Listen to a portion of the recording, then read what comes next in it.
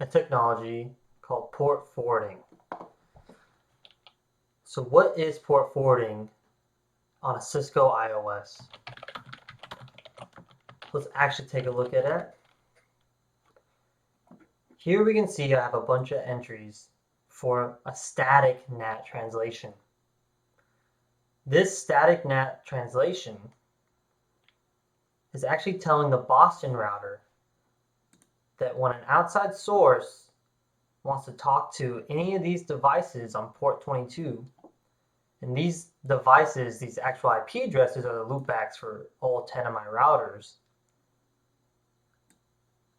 they have to come to this IP address with this port number. That's all that's saying.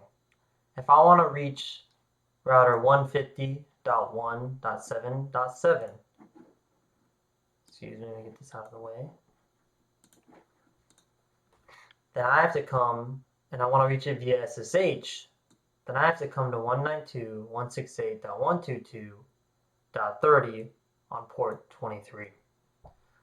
So why did we make this static NAT translation? We made this static NAT translation because Ansible uses SSH. So to actually send a configuration to employ a playbook and connect to Cisco iOS, we use SSH. So now let's go to AWX. AWX integrates with a lot of different source control management platforms. For this example, and for my network, AWX is being integrated with my GITLAB repo. My GITLAB repo is updated from my local repository on my local machine that we were looking at earlier on Visual Studio Code. And as we can see here, that every device mimics that static NAT entry. So when AWX creates a project and creates inventories and then templates based off those projects and inventories, as we can see here,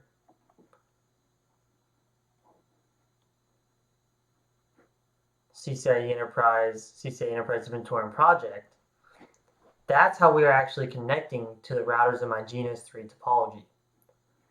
It's all based off this Git source control manager. So now this template is actually just running the baseline.yaml playbook.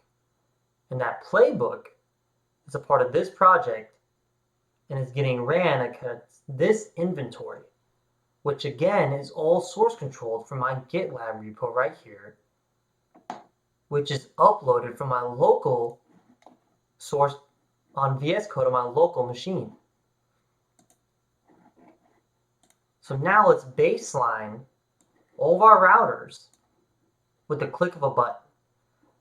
I'm going to drag R10's CLI over here so we can get a syslog message and actually see this AWX actually connecting and making a change to my router, and we will get a syslog message appearing on the screen. So let's hit that rocket launcher. Let's see this baseline happen. So again, all we're doing right now is running that playbook, which is source controlled from my GitLab repo up here.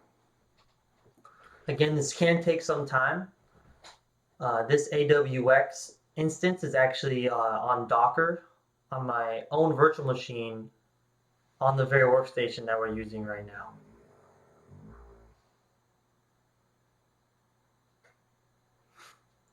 So here we generated the configs, and now we're pushing those configs to all the devices. As we can see here, there was a configuration change to this router. So let's go back to our GNS3 topology. Now let's run those applets and see if our baseline was actually successful. So if I type in baseline, that applet should run, and all routing processes should end, as we see here. Now, if I want this router to talk to the internet again, to be able to reach out, I'm going to run my internet applet based on this alias, which is just internet. And we can see my OSPF process coming back up now. So that is it for this video. I hope this has helped you in any way to get an idea maybe on how to automate your networks at home. Thank you for watching.